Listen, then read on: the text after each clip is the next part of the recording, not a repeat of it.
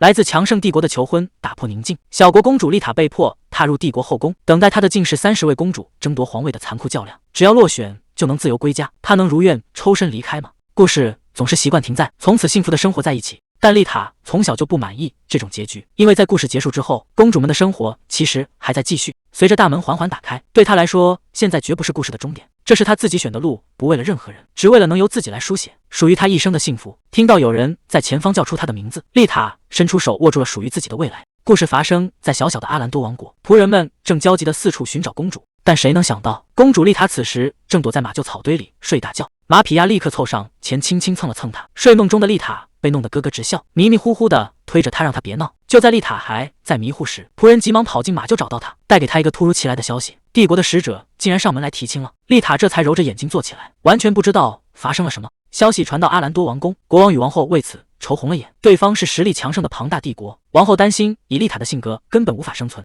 可面对强弱悬殊的国力，小小的阿兰多王国根本没有拒绝的资格。3个姐姐路易斯、玛丽和艾尔都已远嫁，如今王国里只剩下小公主丽塔一人。丽塔倒是相当看得开，觉得反正迟早都要结婚，能嫁入强盛的帝国反而是个绝佳机会。王后立刻打断她，训斥她想得太简单，未来的帝国皇后可没那么好当，天天都要应对繁重的礼仪与外交。最关键的是，一旦离开王国，她就再也不能骑自己最爱的马亚历克了。听到不能再骑亚历克，丽塔顿时觉得绝对不行。可转念一想，姐姐们当年都是为了国家外交远嫁，自己恐怕也迟早要走上这条路。国王满脸舍不得，原本只希望她在国内找个好夫婿。丽塔虽然感激父母的疼爱，但心里更清楚国家的处境。小小的阿兰多只是个弱小农业国，面对庞大的高斯尔帝国，就算她再无法想象自己当皇后的样子，一旦拒绝这场联姻，给国家带来的后果根本难以预料。丽塔想到姐姐们远嫁后似乎都很幸福，现在轮到自己为国家尽一份力了。她主动安抚愁眉苦脸的父母，保证自己一定会过得很好，让父王母后放心送她出嫁。看着懂事的女儿，国王和王后最终只能忍痛答应。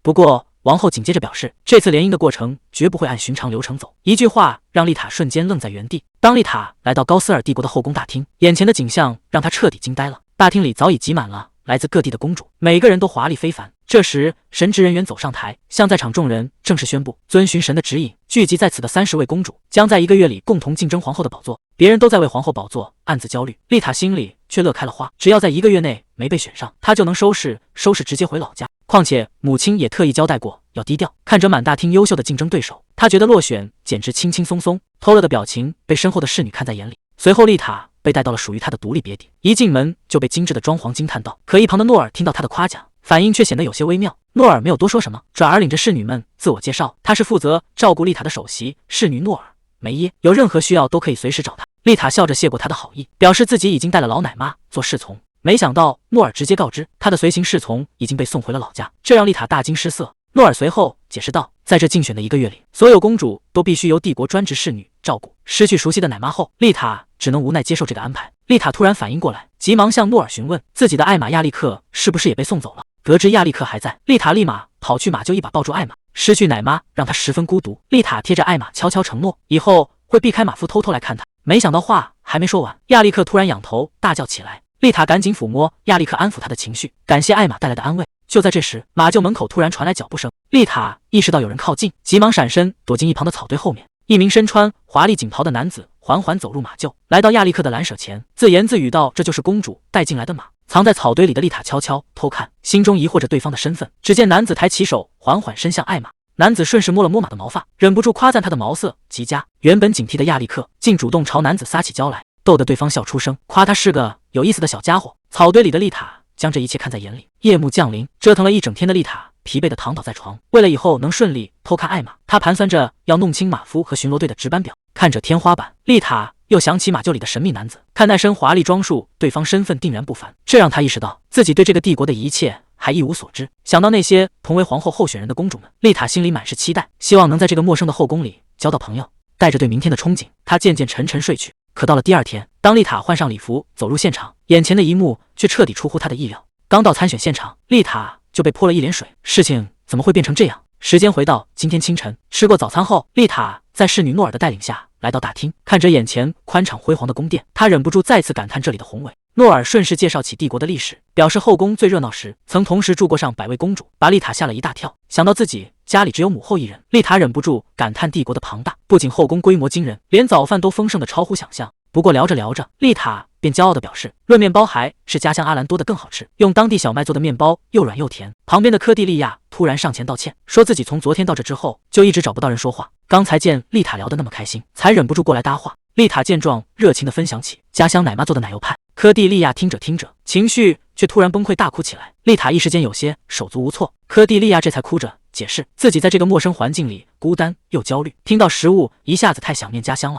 见科蒂利亚哭得厉害，丽塔连忙拿出手帕递了过去，表示自己也非常想念家乡，连家里的马都无比怀念。接过手帕后，科蒂利亚这才平静下来，主动询问起丽塔的名字。丽塔微笑着自报家门。话音未落，法阿娜大步走向两人，语气傲慢地当众嘲讽说：“也只有弹丸小国的公主才好意思穿得这么土气。”随后，他又将目光转向科蒂利亚，上下打量着，挑衅起她的出身。面对法阿娜的刁难，丽塔不仅没有生气，反而主动凑上前，热心地感谢对方替自己做介绍。她顺势大大方方地介绍起自己，叫丽塔·阿兰多。随后又笑着询问法阿娜的名字，甚至还顺口夸了一句对方的裙子好看。这套自来熟的操作，直接把原本想找茬的法阿娜给整愣了。丽塔接着坦言自己初来乍到，对帝国的规矩和仪式完全不了解，正不知道该怎么办才好。丽塔顺势向两人发出邀请，问他们要不要和自己做朋友。科蒂利亚有些害羞地介绍自己，她是来自赛雷蒂公国的第10公主科蒂利亚·赛雷蒂。丽塔热情地向她打招呼，一旁被拉上的法阿娜却满脸傲慢，亮出自己是高斯尔帝国灵登公爵之女法阿娜。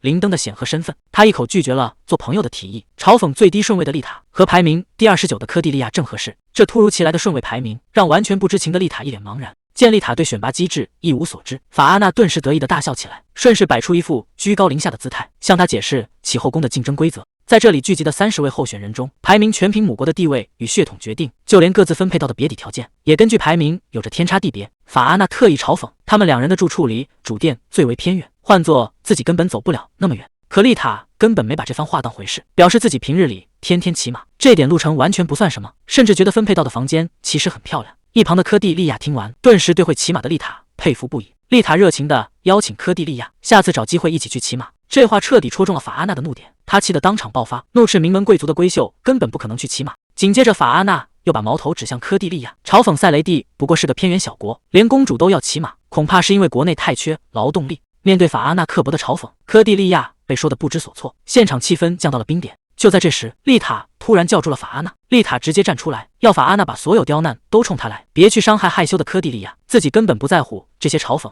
这话彻底激怒了法阿娜，她顺手夺过旁边侍女手里的杯子，直接把水泼向丽塔的面门。周围的公主们吓得惊呼出声，法阿娜顺势展开扇子，嘲讽丽塔身上满是稻草臭味，甚至当场给了她一个稻草公主的绰号。面对这番刁难，丽塔不仅完全没有生气，反而笑着感谢法阿娜的提醒，甚至表示稻草的香味其实很好闻。一拳打在棉花上的法阿娜气得够呛，丢下一句简直无法沟通，便头也不回的转身离去。科蒂利亚赶忙上前关心，丽塔大方表示自己毫发无伤，随后在侍女诺尔的催促下，先回房间更换被弄湿的礼服。就在丽塔离开大厅时，楼梯高处正有一道身影默默注视着她。夜幕降临，高斯尔皇宫迎来了晚宴。被丽塔姐过为的科蒂利亚主动走上前，诚挚地向丽塔道谢，并害羞地请求晚宴期间能陪在她身边。丽塔高兴地一口答应，顺便向对方确认女皇和皇子们是不是快要入场了。科蒂利亚害羞地承认自己其实也很紧张，随后小声提议丽塔可以直接叫他的小名科迪。丽塔开心地握住他的手，让对方以后也直接称呼自己的名字。就在两人相谈甚欢时，大厅里突然传来动静，众人纷纷循声望去。帝国女皇伊丽莎在皇子们的簇拥下，华丽步入宴会大厅，看着满堂年轻的公主们，女皇笑着期待1个月后究竟谁能脱颖而出成为新任皇后。科蒂利亚凑到丽塔耳边低声介绍，台上这位正是帝国女皇伊丽莎，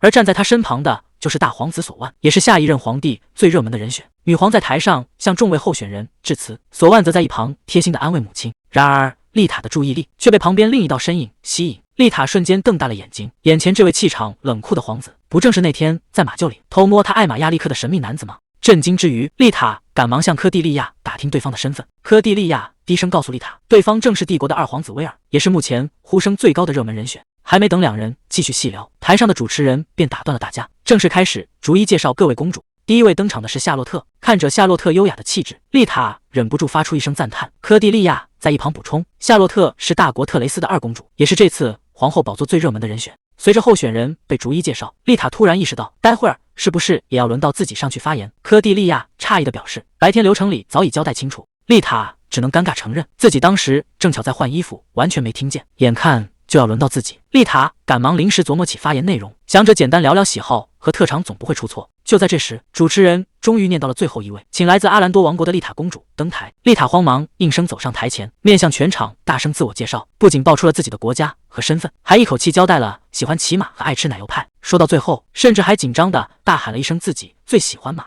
发言完毕后，全场陷入诡异的沉默。感受着周围沉重的气氛，他忍不住在心里向父母道歉，觉得自己彻底把事情搞砸了。就在这时，二皇子威尔若有所思地看向他，而台上的女皇伊丽莎则面无表情地冷眼旁观。好不容易回到台下，丽塔向科蒂利亚坦言，刚才紧张的心脏都快停跳了。还没等他平复心情，大皇子索万竟主动走上前，邀请丽塔借一步说话。面对索万突如其来的邀请，丽塔一时有些不知所措。索万直接带着丽塔离开现场。而这一幕全被一旁的夏洛特看在眼里，丽塔感到非常吃惊，不敢相信索万找的竟然是自己。一旁的科蒂利亚也满脸意外。面对丽塔的惊讶，索万微笑着再次确认，希望能和她单独聊聊。科蒂利亚赶忙小声鼓励，科蒂利亚趁机留下一句加油，随后迅速溜得无影无踪，只留下还没反应过来的丽塔独自面对大皇子索万。两人来到月光下的花园凉亭，面对眼前温和微笑的索万，丽塔一时不知该聊些什么。看着这位高贵优雅的大皇子，他在心里暗暗赞叹，对方确实长得非常英俊。索万主动开口，为打断丽塔与科蒂利亚的交谈道歉，随后顺势聊起今晚惬意的月色。丽塔只能有些拘谨地跟着附和，她表面上客客气气，心里却打起了小算盘，要是聊得太投缘，真被选上，以后不仅回不了老家，甚至连最爱的马都骑不成了。想到这里，丽塔只想保持礼貌糊弄过去，没想到索万却笑着提到一个传闻，听说有一位独自骑马赶来的公主。这突如其来的话题让丽塔大吃一惊，丽塔赶忙解释自己并不是一个人来的，身边其实还有老奶妈陪同。索万顺势追问，这么说骑马过来的传闻是真的了？丽塔只能有些尴尬的承认，想其母后曾告诫过，骑马狂奔太没有淑女样子，她暗下决心以后要少提马的事。没想到索万非但没有嫌弃，反而笑着打听起骑术，希望能向他请教技巧。一听到能聊自己最爱的马，丽塔瞬间把劝告抛在脑后，兴高采烈地和索万分享起来。就在两人交谈时，洛特王国的第三继承人拉维尤公主突然主动走上前来，笑着询问能否加入聊天。面对这突如其来的打扰，旁边的丽塔反而暗暗松了一口气，终于能借机脱离独处的局面。索万态度冷淡，直接打断了拉维尤，表示自己正和丽塔交谈。拉维尤并不买账，笑着提醒大皇子，把心思全都花在一位公主身上，恐怕有些不合规矩。可索万态度异常坚决，明确表示今晚只打算陪着丽塔，甚至反过来建议拉维尤不如去找别的皇子交谈。被当场拒绝的拉维尤脸色瞬间阴沉下来，气氛一下子降到了冰点。原本想趁机脱身的丽塔，眼看局势如此僵硬，只能硬着头皮站出来，表示自己有个建议。丽塔理直气壮地提议，既然每位公主都想和皇子交流，不如干脆限制时间，让大家几个人一组轮流聊天。这话一出，把一旁气势汹汹的拉维尤都听愣了。丽塔却越说越起劲，现场刚好有3位皇子和30位公主，完全可以10个人一组分头交流，这样每个人都有平等的交流机会，不仅顺势化解了僵局，自己也能理直气壮地脱身。听到这个出人意料的提议，索万忍不住笑了起来，夸赞丽塔不仅善良，还能体贴地照顾到每一个人。面对这突如其来的夸奖，丽塔有些尴尬。索万顺势采纳了他的建议，主动面向全场，邀请附近的10位公主围过来，人群中顿时爆发出一阵欢呼。丽塔心里有些哭笑不得，自己明明只是不想被选中，顺手给其他人创造展示机会，没想到居然会被夸上一句善良。而另一边，回到房间的伊丽莎彻底气炸了，只觉得今晚的一切极其恼火，疯狂尖叫着砸碎房间里的东西，吓得旁边的侍女根本不敢说话。伊丽莎在房间里歇斯底里的咆哮，坚信自己才是最完美的皇后人选，下一任皇后的位置必须属于她。看着近乎疯狂的伊丽莎，旁边的侍从战战兢兢地试图劝阻。面对赶忙道歉的侍从，伊丽莎语气冷冰冰的逼问，甚至充满嘲弄地复述着对方的赔罪。随后她缓缓抬起手，把怒火指向了眼前的侍从和侍女。受牵连的侍女一脸惊恐，侍从更是慌忙高声求饶。可伊丽莎完全不为所动，只觉得耳边的喧闹让人厌烦，冷酷地表达着对粗俗之人的厌恶。见跪在地上的两人无话可说，伊丽莎直接下令将他们押出去砍头。任凭两人如何绝望求饶，卫兵依然冷酷地将他们拖出房间，随后重重关上了大门。伊丽莎抱怨着小事毁了心情，表示自己最讨厌没规矩的人。周围幸存的仆人吓得瑟瑟发抖，只能战战兢兢地连声附和。就在这时，房间大门突然被敲响。听到敲门声，伊丽莎收起怒气，微笑着让来人进来。看着进门的人，伊丽莎满面笑容，将对方称作自己最珍贵的玩偶。进门的人正是威尔，他恭敬地向皇后询问召见的缘由。皇后满脸笑容的回应，称呼威尔为自己可爱的小王子。威尔随即单膝下跪，恭敬地在皇后手背上献上一吻。皇后对他顺从的姿态十分满意，夸赞他是个听话且值得活下去的好孩子。威尔低头表示这是自己的荣幸，随后提醒皇后自己恐怕无法离开宴会太久。皇后恍然大悟，想起威尔还要回去陪那些吵闹的女人，随后他语气一转，嘲讽威尔不过是个眼神暗淡的失败品，宴会上的一切根本与他无关。面对这番刻薄的贬低，威尔只是低着头一言不发。皇后假装关切的伸手抚摸他的脸，接着竟当面嘲笑起威尔死去的亲生母亲。皇后把所有不幸都怪罪给他的生母，他语气温柔的许诺自己会把我从未给予过的爱全都补给他。面对皇后的虚情假意，威尔低头表示感谢。皇后笑着打断话题，提起这次召见他的真正目的是为了阿特拉神传下的神谕。见威尔有些困惑，皇后顺势讲起神谕的内容，预言一位眼中有光的英勇皇帝，他选中的女子将成为皇后，并为帝国带来1000年的和平。说完这些，皇后露出了极为不屑的态度，逼问威尔对这句可笑的废话究竟怎么看。面对皇后的逼问，威尔低头谦卑地表示自己没有文化，并不懂得这些，但他认为皇后依照神谕举办仪式是个无比明智的决定。这番恭维让皇后十分受用，得意洋洋地夸赞起自己的英明与高贵。威尔也只能顺从地低头附和。然而皇后却突然话锋一转，冷笑着骂了一句真是无礼。听见这话的威尔心头一紧，皇后接着叹气抱怨最近宫里的蠢货实在太多。随后风轻云淡地提起自己刚才把2个人送上了断头台。皇后顺势吩咐威尔把刚才的烂摊子清理干净。威尔恭敬地低头领命，看着唯命是从的威尔，皇后满意的感叹要是所有人都能像他一样听话就好了。随后他再次强调自己绝对无法容忍无礼之人当上皇后，并转头向威尔下达密令，只要选秀中出现任何敢忤逆他的女人，就必须替他彻底除掉。面对这道命令，威尔沉沉地下垂眼眸，并没有提出异议。此时的宴会大厅里依然是一片热闹景象，大家都在争着和皇子交谈。脱身的丽塔看着热闹的场面，心里庆幸宴会举办得很顺利，可因为刚才聊起了马，反而勾起了他对艾玛亚历克的思念，恨不得现在就立刻见到他。心急的丽塔觉得少一个人没人在乎，正猫着腰准备偷偷溜走，没想到一转头就被首席侍女诺尔抓了个正着。诺尔冷冷地质问他打算去哪，吓得丽塔立马慌张道歉，可诺尔反而进一步逼问，问他是不是又打算干什么坏事。面对诺尔犀利的眼神，心虚的丽塔根本不敢正面回答。诺尔一眼就看穿了他的心思，直接戳穿他第一天就曾偷溜出去过。诺尔当场补充揭穿，说自己一路跟到了马厩，亲眼看到他正在和艾玛亚历克玩耍。面对铁证，丽塔彻底没了脾气。诺尔叹了口气，语气严肃地质问他，难道忘了自己是为了当上皇后才来到这里的？诺尔提醒丽塔，虽然他跟索万聊过了，但还有其他皇子需要打交道，作为小国代表更应该展示魅力，并背负起国家的责任。这一连串的训诫说的丽塔哑口无言。就在这时，威尔穿着一身华丽的长袍，缓缓从走廊另一端走了过来。威尔走近后，正巧听到诺尔在质问丽塔，问他到底想干什么。丽塔知道诺尔问的理所当然，本想随便编个谎话敷衍过去，但犹豫再三，她还是坦白了自己的真实想法，表示自己根本不想当皇后。听到这个出人意料的回答，诺尔被惊得目瞪口呆，连隐蔽在一旁的威尔也十分吃惊。诺尔刚开口想追问，走廊远处却突然传来一声尖叫，突如其来的异响打断了对话，两人立刻循着声音的方向望去。听到尖叫声的丽塔立刻赶了过去，身后的诺尔阻拦不及，只能看着他一路跑远。尖叫的源头正是在宴会大厅，一位名媛不小心把红酒洒在了埃米里奥皇子的礼服上。面对被弄脏的衣服，埃米里奥沉着脸，一言不发。旁边的法阿娜见状，立刻摇着羽毛扇煽风点火，吓得闯祸的名媛慌忙赔罪道歉。丽塔一口气奔到现场，科蒂利亚紧跟在身旁向他解释，那位名媛是不小心摔倒，才失控撞上了埃米里奥皇子。此时皇子胸前已被红酒大片染红。丽塔快速环顾四周，察觉到现场的气氛极度不妙，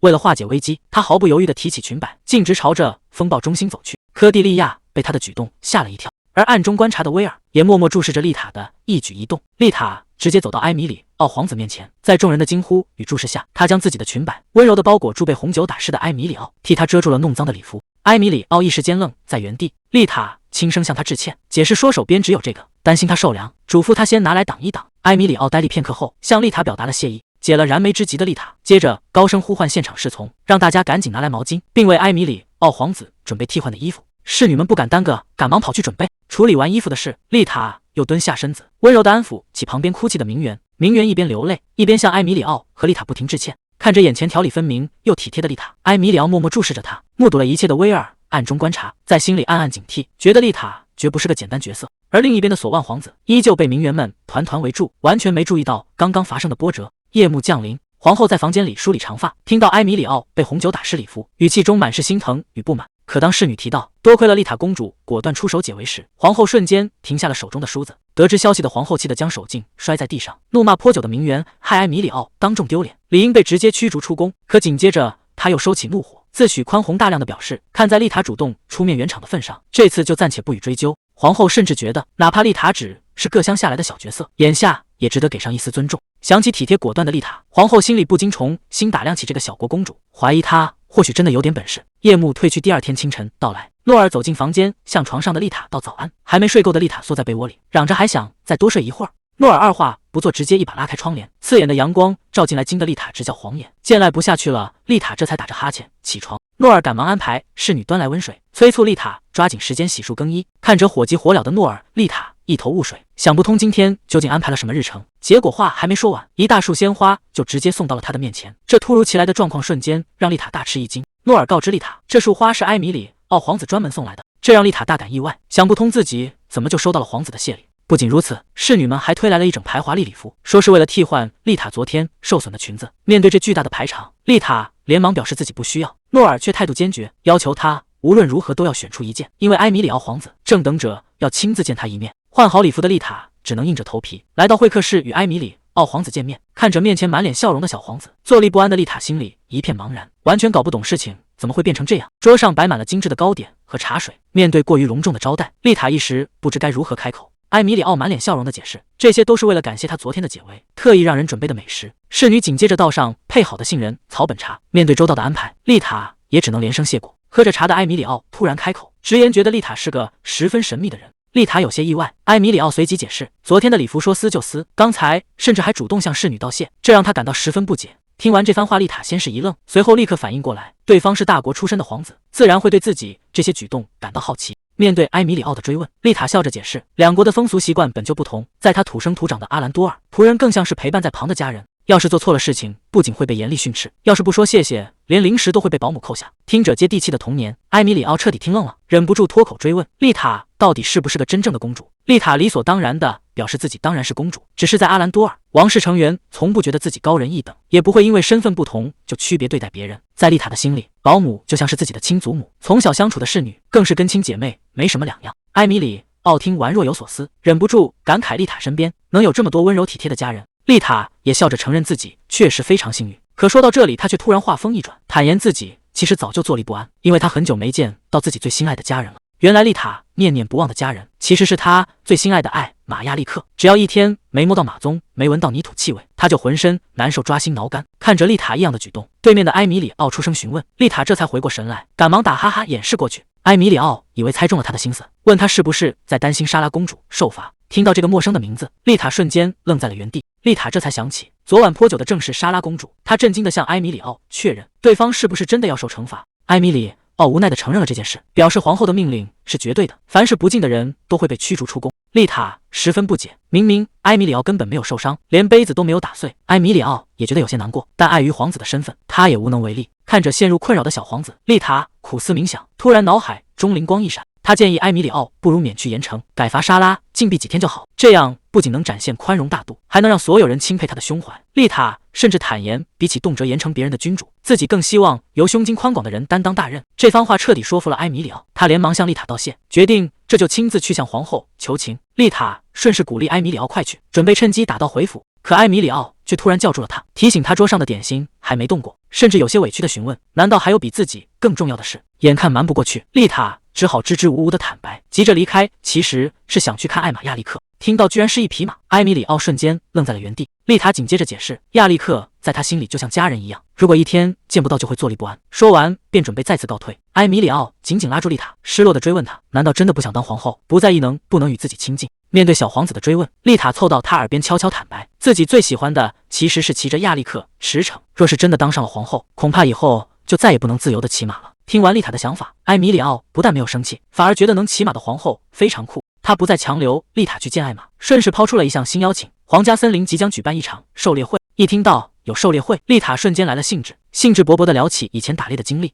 埃米里奥顺势向丽塔许诺，自己一定会猎到大猎物，希望能得到丽塔的手帕。面对这突如其来的请求，丽塔虽然有些纳闷，但还是顺口答应了下来。得到肯定的答复，埃米里奥喜出望外。丽塔暗想，一块手帕就能搞定。一旁的诺尔看在眼里，只能无奈的叹气。夜幕降临，丽塔终于如愿来到了马厩。一见到艾玛亚历克，他便迫不及待的一把扑上去，直呼自己终于解脱，只想快点骑着他畅快奔驰。丽塔趴在亚历克身上，不知不觉就在马厩里睡熟了。艾玛亚历克突然警觉的打起响鼻，盯着深夜造访的陌生男子。威尔赶忙举起双手，示意没有恶意，解释自己只是怕丽塔受凉。随后他小心翼翼地把丽塔抱了起来，心里忍不住感叹，这真是一位野丫头公主。第二天一早，丽塔在自己床上醒来，发现自己不知什么时候回到了房间。他以为是诺尔去马厩把他抱回来的，担心少不了要挨一顿骂，赶忙收拾起来，想提前准备借口。就在丽塔手忙脚乱的时候，房门突然被急促的敲响，还没等丽塔反应过来，门被猛地推开，冲进来的却不是诺尔，而是哭喊着向他求救的科蒂利亚。丽塔将科蒂利亚带进房间，耐心的在沙发旁安抚他的情绪，问他心情有没有平静一些。科蒂利亚擦着眼泪道歉，怪自己大清早就跑来打扰。一旁的诺尔端来热牛奶，丽塔顺手接过来递给科蒂利亚，特意说明里面加了蜂蜜。科蒂利亚小口喝下牛奶，情绪终于渐渐稳定了下来，向两人轻声道谢。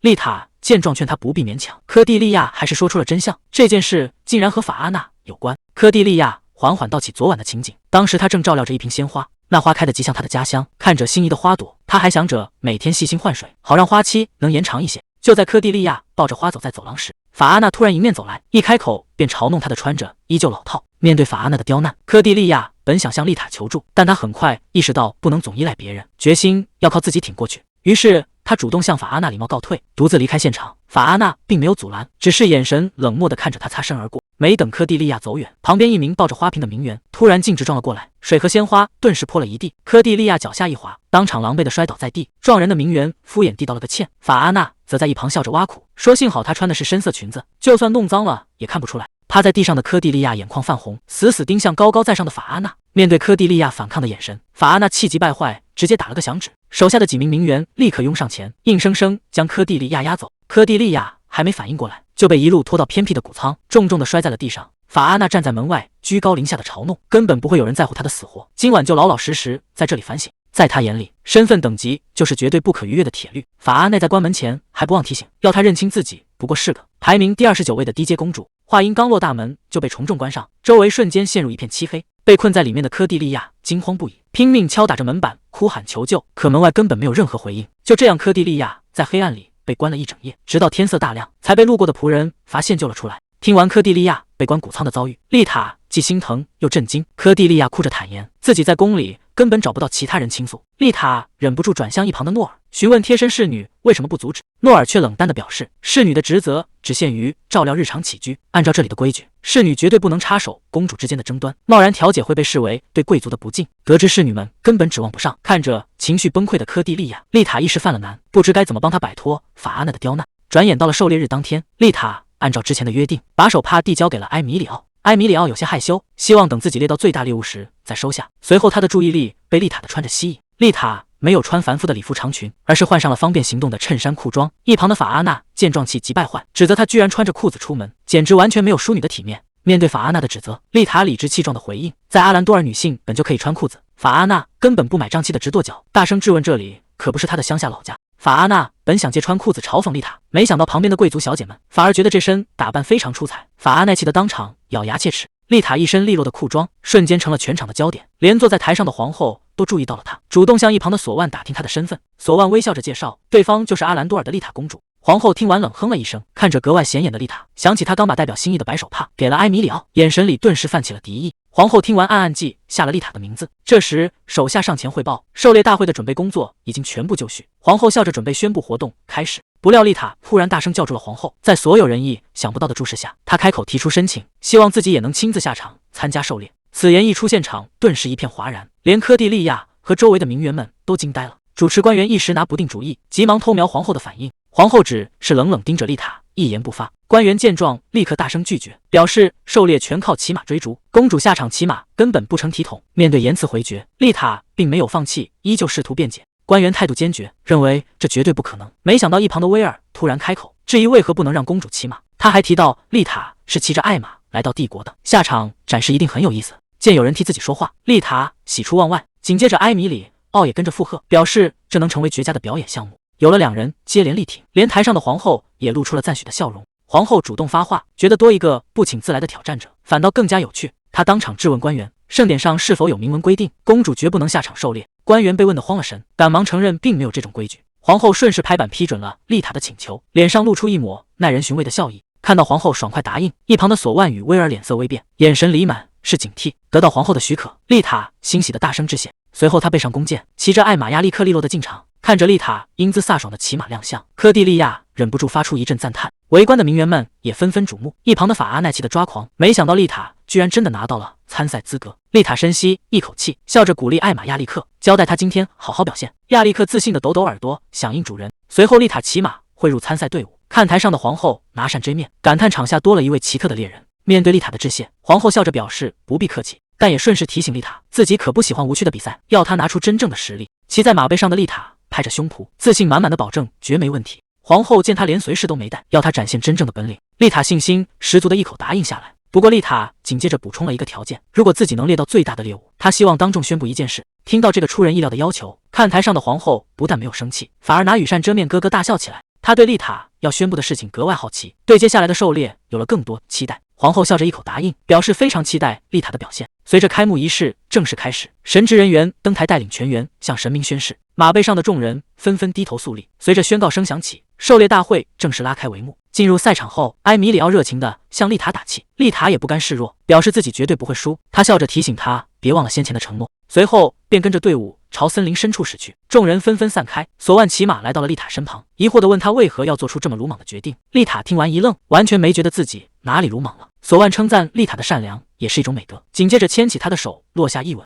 面对这突如其来的举动，丽塔一时间不知所措。两人在树荫下离得极近，索万凑近丽塔调侃道，希望她这鲁莽的性格不会缩短她的寿命。而在远处，夏洛特神情阴沉地注视着他们，死死捏紧了手中的手套。丽塔骑着亚历克漫步在森林里，脑海中不禁回想起刚才那一幕，索万在马背上亲吻她手背的样子，让她忍不住感叹对方真像个王子。转念一想，人家本来就是皇子。一旁的亚历克见主人一直在发呆，气得当场大声喷气，表达不满。丽塔见状，连忙向艾玛道歉，安抚她好不容易能一起骑马，自己保证绝对不会再分心了。为了彻底安抚艾玛，丽塔赶忙大声夸奖亚历克最棒。就在这时，丽塔注意到远处的溪水边正有一只雄鹿停在岸边。发现猎物后，丽塔立刻顺势从背后抽出羽箭，她熟练的搭箭拉弓，紧紧锁定目标。随着惊起一片飞鸟，箭矢呼啸而出，可惜箭矢意外偏出，惊走了眼前的雄鹿。亚历克突然惊慌的剧烈发抖，丽塔也察觉到周围散发着可怕的杀气。就在她警惕之际，树林深处缓缓走出一个身影，来人居然是威尔皇子。威尔手按剑柄，眼神冷酷。丽塔完全没想到他居然会出现在这里。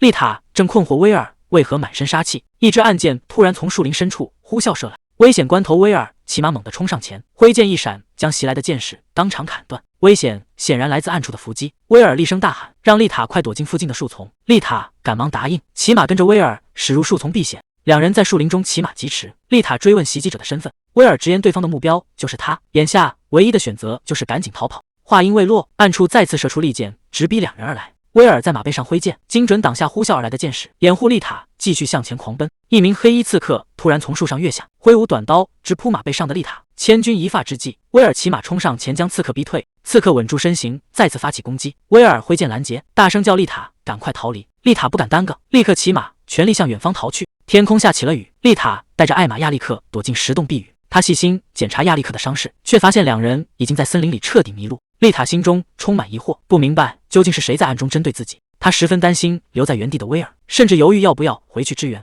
但她很快冷静下来，清楚凭自己的力量回去根本帮不上忙，眼下只能先让疲惫的亚历克休息，等雨停后再想办法回去与大家会合。大雨声中突然夹杂着脚步声，有人正在向石洞靠近。丽塔警惕地看向洞口，只见刚才的刺客居然追到了这里。虽然清楚自己的剑法远不如对手，正面交锋几乎没有胜算，但丽塔还是立刻拔出了佩剑。她绝不甘心就这样坐以待毙，哪怕实力悬殊也要放手一搏。没想到刺客刚走近没两步，就突然摔倒在地。丽塔警惕地上前查看，这才发现刺客身上受了重伤，地上很快流出一大滩鲜血。看着倒地的刺客，丽塔想起威尔拼死护他逃脱的场景，明白自己眼下最要紧的是保住性命安全回去。她收起佩剑，蹲下身子，主动向刺客提出暂时停战。她提出要帮刺客处理伤口。刺客听完大吃一惊，完全不敢相信自己的耳朵，忍不住质问丽塔是不是傻了，提醒她自己可是来要她性命的刺客。面对质问，丽塔却丝毫不以为意。她一边拿出随身携带的药品，一边平静地表示，在自己的家乡绝不能对受伤的人袖手旁观。丽塔坚持要上前查看伤口，给对方消毒。刺客一边拼命躲闪，一边强调自己是来要他命的人。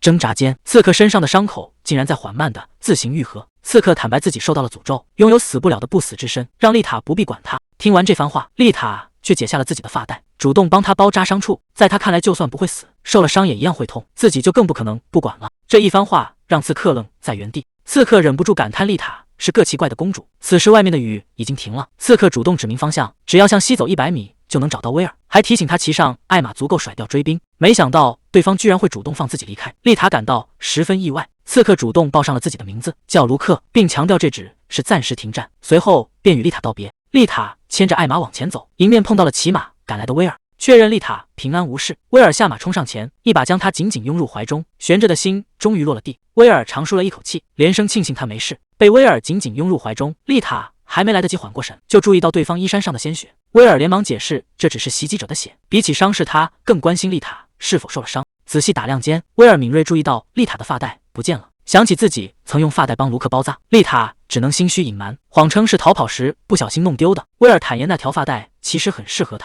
见丽塔愣在原地，他又赶忙改口，让对方不必放在心上。丽塔顺势提议赶紧与大家会合，威尔却拉住他，示意他跟着自己过来。两人牵马来到森林空地，前方正停着一只高大的雄鹿。威尔转过身告诉丽塔，这就是专门给他准备的猎物。丽塔十分诧异，这明明是威尔独自发现的猎物，威尔却坚持要留给丽塔，因为皇后绝不会让他空手而归。听到提及皇后，丽塔一时间有些困惑。威尔直言皇后最初允许他参加围猎，目的早已不言而喻，不懂丽塔为何非要表现得如此招摇。面对质问，丽塔顿时不知该如何解释。威尔看着眼前人，直言他坚持己见必定有自己的理由，但并非所有人都会接纳他的正义感。这番话让丽塔瞬间愣住。索万皇子此前也说过类似的话，称赞他的善良，却也警告这会带来危险。丽塔忍不住脱口而出，表示索万皇子也说过完全一样的话。听到索万的名字，威尔陷入了短暂的沉默。丽塔心里不禁感到疑惑，明明伊丽莎夫人看起来温柔善良，甚至爽快答应了自己的请求，可威尔和索万两位皇子却都在神情严肃地警告自己。丽塔忍不住开始怀疑，那位看似温柔的皇后，难道真的有那么可怕？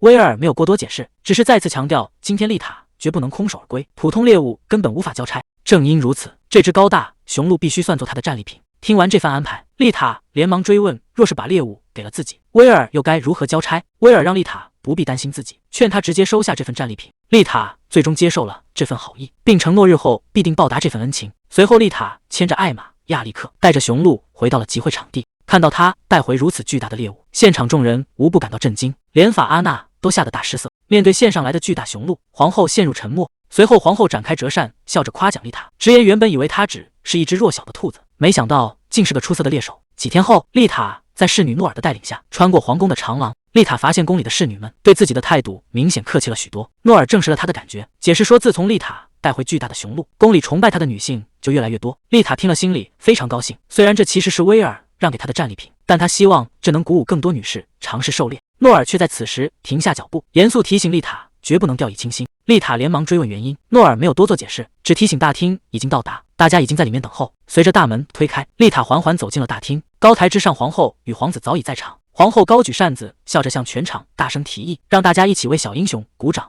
在全场的欢呼与掌声中，丽塔提裙致意，缓缓走过红毯。看着高台上优雅的皇后，丽塔表面维持平静，心里却难以克制地升起疑虑。她忍不住想起森林里的刺客，究竟谁才是刺客真正的目标？背后又到底是谁在指使？高台上的皇后笑着表态，夸赞前几天的狩猎大显身手，甚至想收她为专属猎人。面对公开夸奖，丽塔恭敬向对方表达感谢。皇后想起丽塔曾说赢了有话要说，便当众询问她究竟想说些什么。丽塔决定不再犹豫，选择直接当众直抒胸臆。她当着全场宾客的面提出希望能废除顺位制度。皇后听完感到十分意外，笑着让丽塔解释她的理由。夜晚的豪宅里传出尖叫，伊丽莎气得砸碎屋内各种摆设，一旁的侍女被吓得瑟瑟发抖，试探着开口询问。伊丽莎眼神阴沉地转过头，厉声喝令所有人立刻滚出去。她冷声质问侍女们是不是听不懂人话，侍女们赶忙连声道歉，随后惶恐地退了出去。偌大的房间里只留下满地碎屑，伊丽莎独自瘫坐在沙发上，手紧握着酒杯，脑海中不断浮现出丽塔的名字，眼神中满是掩饰不住的怨恨。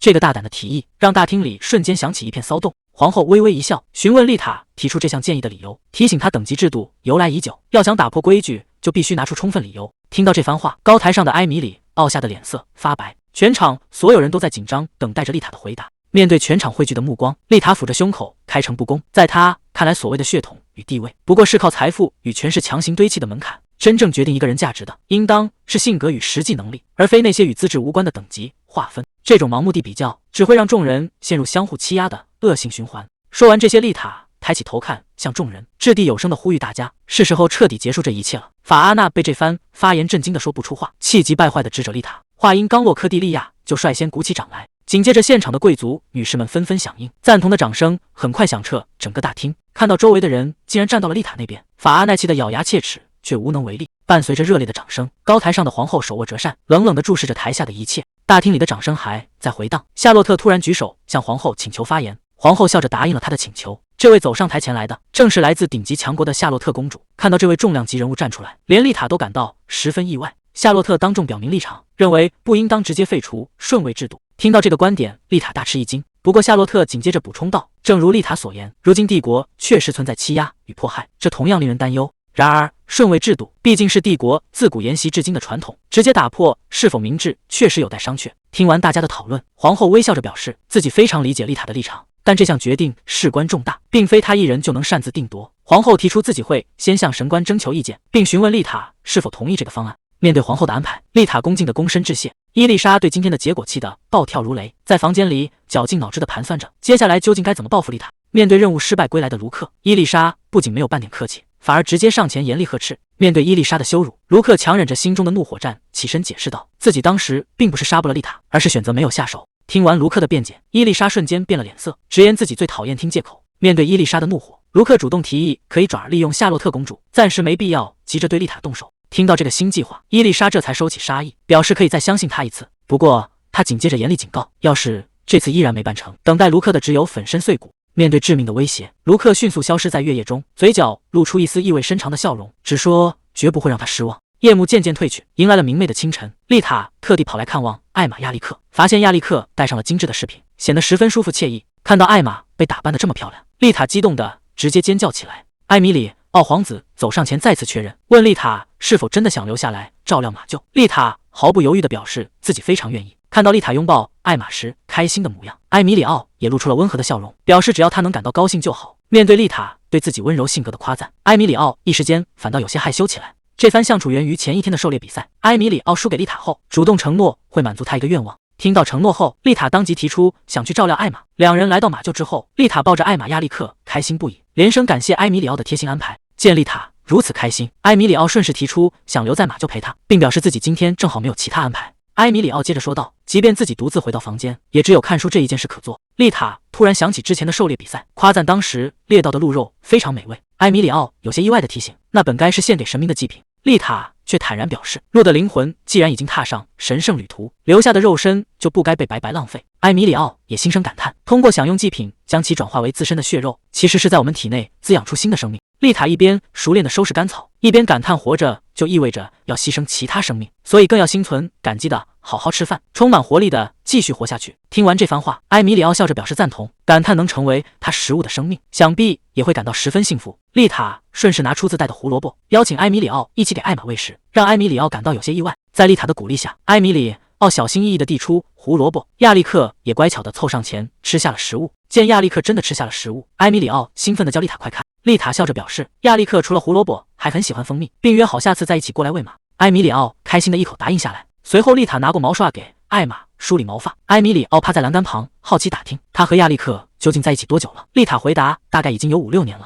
丽塔回忆起当年亚历克还是送给皇室的小马驹时，脾气非常调皮叛逆，谁的话都不听。埃米里奥有些不敢相信，毕竟现在的亚历克看起来十分温顺。丽塔笑着解释，当年不知道为什么亚历克唯独愿意主动靠近自己。埃米里奥忍不住感叹，两人之间一定有着特殊的缘分。丽塔也坦言，亚历克不仅是他最好的朋友和搭档，更像是陪伴自己长大的亲哥哥。听着丽塔幸福的分享，埃米里奥轻声感叹了一句真好。丽塔见状，顺势向他打听起家人的情况。埃米里奥坦言，自己和几位哥哥并不亲近，虽然非常敬爱优雅温柔的母亲，但总觉得母亲从没真正注视过自己。看着埃米里奥落寞的神情，丽塔忍不住上前一把将他紧紧抱在怀里。这突如其来的温暖拥抱让埃米里奥一时间不知所措。埃米里奥害羞的有些手足无措，连忙提醒自己得赶紧回房。不知不觉间，天色已经渐渐暗了下来。埃米里奥看了一眼外面，准备回宫。丽塔也笑着向他道别。埃米里奥坦言自己其实很想多待一会儿，但他每天早晚都必须完成母亲要求的咒语，要是回去晚了就会挨骂。听到这莫名其妙的规矩，丽塔感到有些困惑。埃米里奥并没有多想，道别后便开心地跑出了马厩。看着埃米里奥离开的背影，丽塔依然感到十分纳闷，猜测对方口中的咒语难道是某种宗教仪式？夜幕渐渐降临，丽塔回到房间准备休息。她坐在梳妆台前，一边梳头，一边为今天能陪亚历克而开心。就在这时，窗外突然传来一阵异响，丽塔警惕地回头看去，只见卢克突然从窗外闯了进来，微笑着向他打招呼。卢克露出一丝微笑，熟络地向丽塔打起招呼，问他是否还记得自己。丽塔看着眼前的银发男子，试探着叫出了对方的名字：卢克。卢克见丽塔认出了自己，笑着拉下了斗篷帽子。丽塔心里十分清楚，这个时间外面的走廊空无一人，就算大声呼救也未必有用。看出丽塔的戒备，卢克摆摆手，让她别那么紧张，表示自己今晚并不是来杀她的，只是想找她好好聊一聊，保证绝对不会对她动手。面对眼前这位顶尖杀手，丽塔很清楚，凭自己根本不可能逃脱，眼下唯一能做的就是强行让自己冷静下来。卢克夸赞了丽塔的冷静，表示自己是专门找她谈事的，准备开门见山直奔主题。说着，他便将手伸向背后。丽塔以为对方要拔出武器，吓得提心吊胆，可卢克拿出来的竟然是一条带有刺绣的绿色发带。卢克表示自己是特意来归还发带的，并感谢丽塔那天的帮助。丽塔一眼认出这正是自己当初落下的发带。卢克接着补充，自己尝试洗掉上面的血迹，可惜没能彻底清洗干净。卢克询问发带对他是否重要，丽塔接过发带，表示其实还好，心中却大受震撼，难以置信对方深夜冒险潜入，居然真的只是为了归还一条发带。送完发带后，卢克竟旁若无人的在房里闲逛起来，调侃作为一位公主，丽塔的房间实在有些过于朴素，甚至打趣难怪她是地位最低的公主。面对这番无理的评价，丽塔终于忍无可忍，质问对方深夜闯入究竟有何目的。卢克顺势坐到沙发上，收起戏谑的语气，反问丽塔是不是真的想知道原因。卢克提醒丽塔，他似乎漏掉了最关键的问题，比如究竟是谁雇他来刺杀的。丽塔手握发带，心知肚明，狩猎当天现场还有其他刺客，对方的目标究竟是自己还是同行的皇子？可还没等丽塔回答，卢克就抢先一步表示，能做出这种事的人并不多，相信丽塔心里早已有了答案。丽塔顺势试探，问卢克是不是也是来警告他的。敏锐的卢克立刻捕捉到了这个野字，丽塔连忙跳过话题，让他正面回答。谁知卢克表示自己只是来休息的，说完便径直躺倒在沙发上，打着哈欠准备睡觉。见对方旁若无人地犯起困来，丽塔急得出声阻止，卢克却毫不在意，反而觉得丽塔公主叫起来太麻烦，决定以后直接叫她的名字。丽塔对称呼无所谓，只想赶紧把这个擅闯房间的家伙赶出去。到了第二天清晨，因为昨晚被卢克折腾的没睡好，丽塔在梳头时止不住的打瞌睡，直到侍女诺尔出声询问决定，丽塔才猛然回过神来。原来今天有一场公主茶会要参加，主办人虽然是夏洛特，可邀请函却是拉维尤亲自送来的。拉维尤的侍女此时就在门外等待。诺尔提醒丽塔别再走神，催促她尽快做出决定。丽塔心里明白，对方特意送来邀请，绝不可能只是找她喝茶，背后必然有其他目的。思考片刻后，丽塔决定接受邀请，让诺尔前去答复。丽塔下定决心，不再整天提心吊胆，决定借这场茶会亲自会会对方。在诺尔的带领下，丽塔动身前往中央花园的茶会现场。半路，丽塔意外碰见了科蒂利亚，见对方脸色十分难看，丽塔便主动上前关切询问，可科蒂利亚却一口否定了。科蒂利亚解释说自己只是昨晚没睡好而已。丽塔听后握住他的手，贴心的叮嘱他不要太勉强。这时侍女诺尔走上前提醒丽塔茶会的时间到了，丽塔这才反应过来，向科蒂利亚道别准备离开。然而就在丽塔转身的瞬间，科蒂利亚却低声说了一句对不起。这莫名其妙的道歉让丽塔顿时感到一头雾水。丽塔来到了帝国皇宫的中庭，茶会现场布置的极其奢华，名媛贵妇们手持羽扇轻声交谈。面对这般耀眼的华丽阵潮，连丽塔都忍不住发出感叹。伴随着一阵优雅的脚步声，拉维尤缓缓走入现场，调侃丽塔今天是不是来得有点太晚了。面对拉维尤的调侃，丽塔有些不好意思的解释自己事前并没有多做准备，只是随便挑了一身裙子。拉维尤夸赞裙子很适合她，随后主动伸手拉起丽塔，带她走进了茶会的核心区域。现场贵妇们顿时窃窃私语起来。法阿娜看到丽塔更是一脸不满，拉维尤却直接招呼丽塔，让丽塔坐到自己身边。感受着周围排外的气氛，丽塔一时间有些不知所措。法阿娜立马沉着脸质问丽塔为什么会来，还没等丽塔回答，拉维尤就直接开口表示人是自己邀请来的，反问法阿娜是不是有什么意见。面对拉维尤强大的气场，法阿娜只能不情愿地闭上了嘴。见气氛剑拔弩张，丽塔连忙打圆场，表示自己第一次参加，还是坐到后排更自在。听完丽塔的请求，拉维尤便不再强求，整个现场随之陷入一片沉默。丽塔如愿坐到了旁边的角落，法阿娜脸上露出了得意的神情。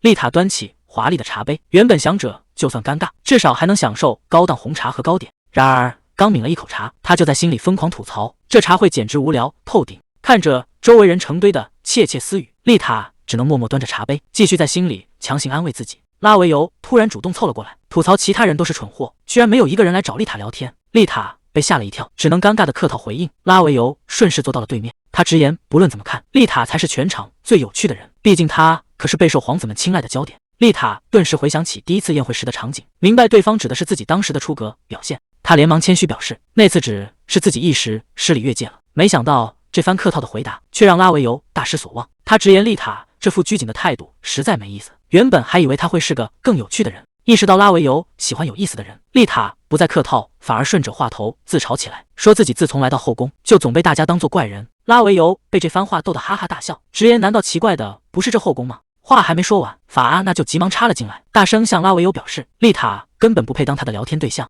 面对法阿娜这番激烈的言辞，丽塔在心里暗暗纳闷，对方到底是有多讨厌自己。拉维尤毫不给面子，直言法阿娜一开口就把气氛彻底搞砸了。被呛的法阿娜心有不甘，连忙抛出传闻，试图找回场子，声称公主中混入了违背神谕的私生女。她甚至越说越过分，指责那人的母亲婚前不检点，生出的女儿也毫无教养，甚至还会像男人一样跨着骑马。听到这指名道姓般的抹黑，丽塔被惊得目瞪口呆，没想到对方居然能说得这么过火。面对法阿娜的恶意抹黑，拉维尤直接泼了他一脸茶水，冷冷指出他做事手段太下作。这突如其来的变故让一旁的丽塔彻底看呆了。此时在城堡的另一边，威尔皇子正沿着走廊前行，几名臣子急忙追上前去，恳求他从那个魔女手里拯救帝国，并表示哪怕他的双眼失去光芒，大家也一定会全力支持他。威尔走到阳台，看着花园茶会上的丽塔，思考按神谕没有继承权的弟弟会选谁。此时索万皇子迎面走来，直言自己对丽塔公主很感兴趣。威尔听后语气平静，表示既然皇兄看中了丽塔，自己避开选别人就是。索万见状冷笑一声，提醒威尔不过是个没有继承权的废柴。